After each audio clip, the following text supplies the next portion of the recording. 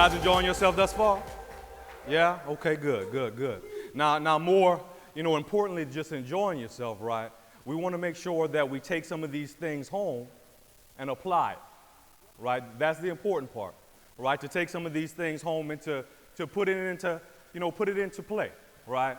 A common mistake that I see people make is really trying to reinvent the wheel, right? Trying to make their own system, make their own leads or whatever it may be. Guys, our system works, right?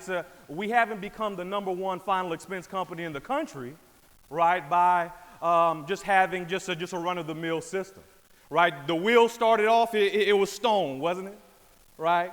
Then they changed them up. They made them in the wood, but it was still a wheel, wasn't it, right? Then somebody said, you know what, let's put some rubber on this wheel.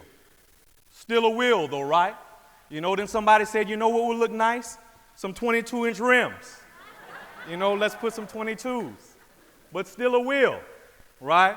The thing is, they didn't make it octagon. They didn't say, well, maybe we should make it square, right? They didn't do that. They kept it round. They kept it a wheel. Guys, so follow the system. The system works. That's first, right? Guys, what I want to talk to you, today about is just what successful people do. There's a commonality in success. There's some things that, if you look at it, that these people are doing some of the things the same, right? So what you've seen on this stage has been, a lot of successful people. People who are doing it and living it and not just talking it, right? Now, see, the first step to achieve success is to believe that what you want is possible. That's the first step. Any great invention that has ever been created, right? Somebody believed that it was possible. That was first. Henry Ford, he said that, listen, if you believe that you can, or if you believe that you cannot, you're right.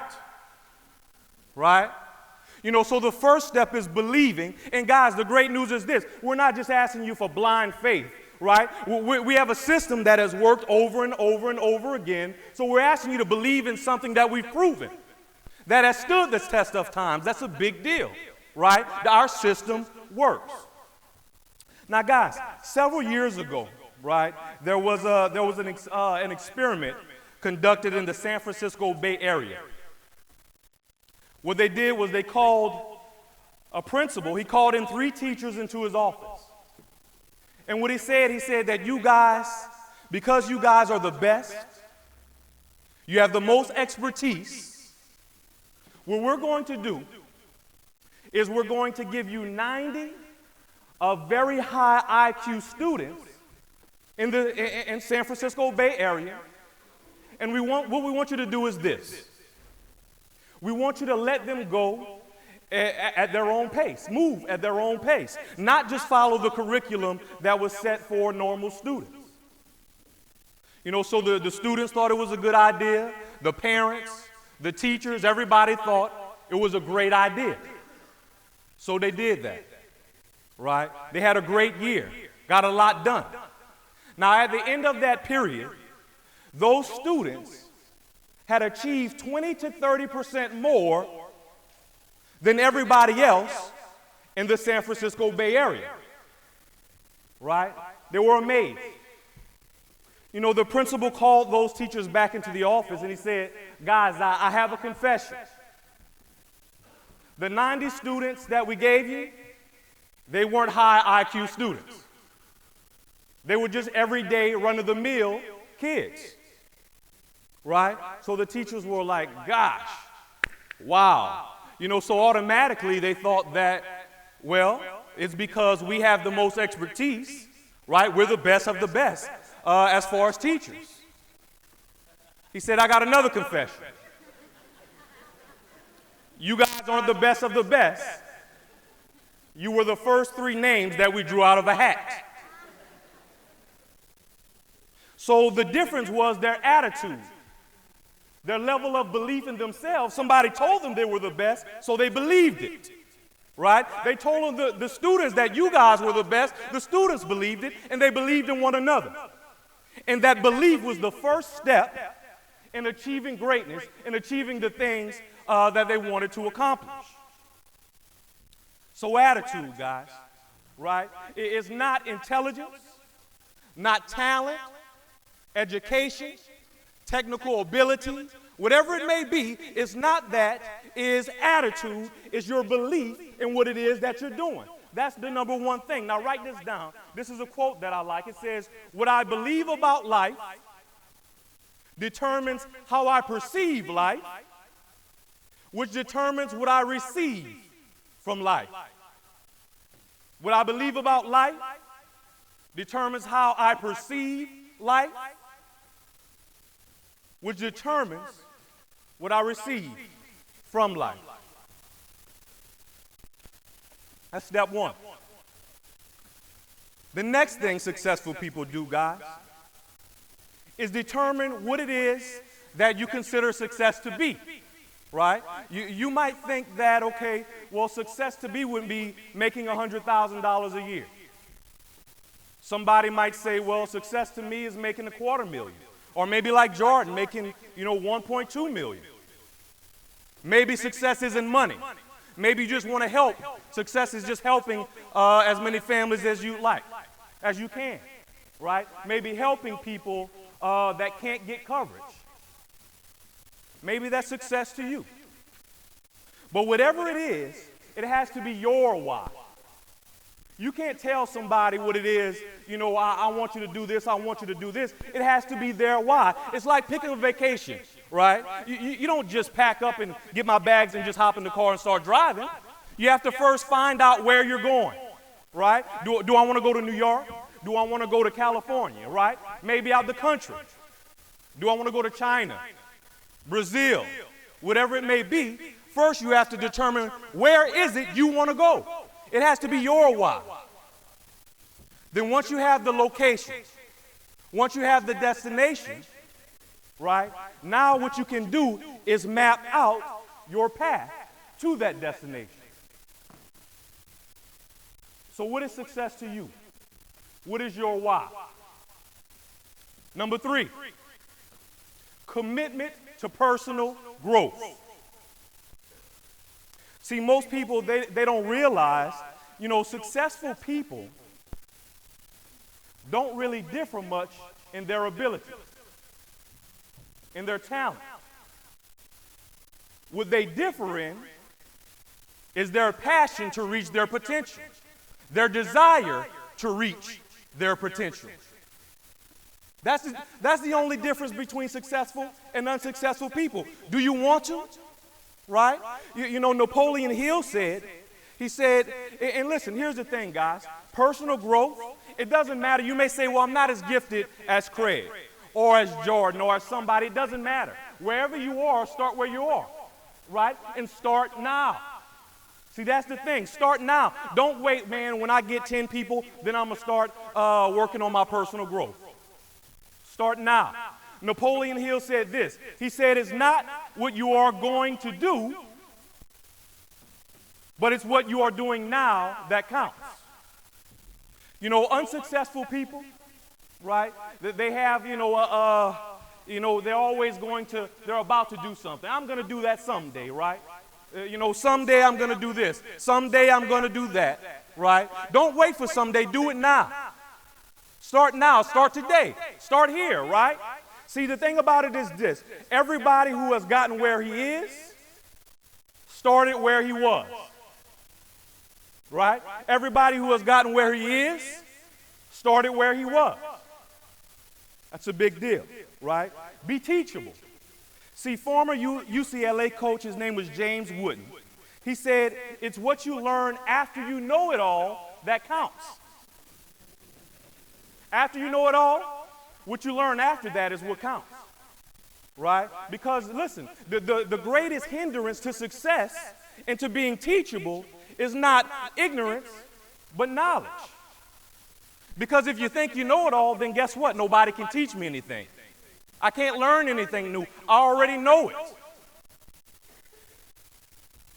Jesse Owens said this. Now, we know Jesse Owens. They got a movie about him now, right? No, Olympic track star won. This man set, world records, middle and junior high, right? Talented individual. Something he said is this. He said, there is something that can happen to every athlete, every human being. Is the instinct to back off, to give in to pain, to give less than your best. The instinct to hope to win through luck or through your opponents not doing their best, instead of going to the limit and past your limit where victory is found. He said defeating those negative instincts, and these are things that happen every day, is the difference between winning and losing. And again, we face that battle every day of our lives. Right? Next, guys, I'll say this. Get rid of the excuses. On our team 300, right? When we say no excuses, just results. No excuses, just results. George Washington Carver said 99% of failure can be attributed to people who make the habit of forming excuses and making excuses. They make a habit out of that. You ever met somebody like that? If something happens, they got excuse, right? It's like a reflex. They got excuse, right? Successful people don't make excuses, guys. Even when they can, even when it's justified. Right? They continue to persevere and just move through whatever issue it may be. No excuses, just results. Now, there are two things, guys, that's going to try to hold you back from success. Write these down. Fear and failure. Fear and failure. The University of Michigan, guys, they conducted a study. And they say that 60% of our fears are totally unwarranted. They never come to pass. 60% never come to pass. They said 20% of our fears are focused on things that happened in the past, which we can't control. Can't do anything about things that happened in the past. Right? 10% of our fears are on things so petty that they don't even make a difference in our lives. Now, of the remaining 10%, they said only 4 or 5% can be considered justifiable, right? Don't let fear, guys, control you. You have to face it and you have to overcome it. Guys, do you know that successful people fail an average of 7 times before they find success, right? But now I think of failure and how we think of failure. And I think that people use the word and throw it around a lot, right? Think of a baby. When a baby, I'm just saying a baby, a toddler, right? When they're learning to walk. They're not worried about fear. They're not worried about the ridicule what somebody's going to have to say about them. They're not worried about failure. They're not worried about anything. They get up, they hold on to something, they might stumble, they might tumble, and they fall, right?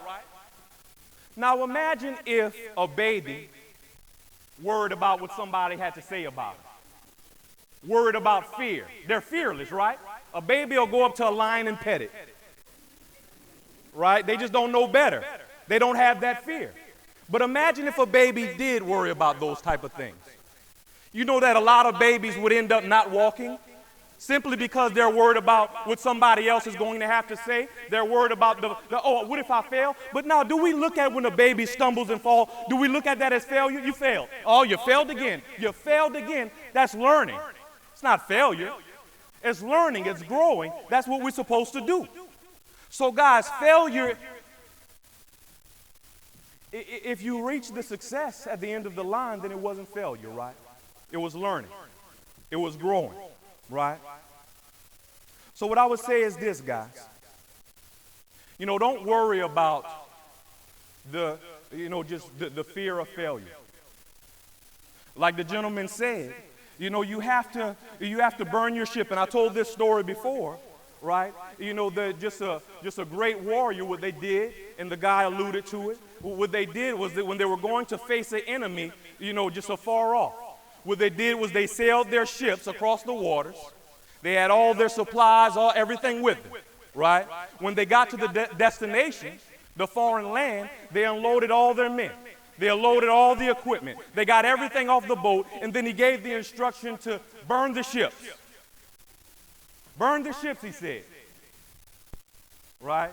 He said, you know, either we win or we perish. And that's the mentality that we have to go into this business. Guys, anybody can build.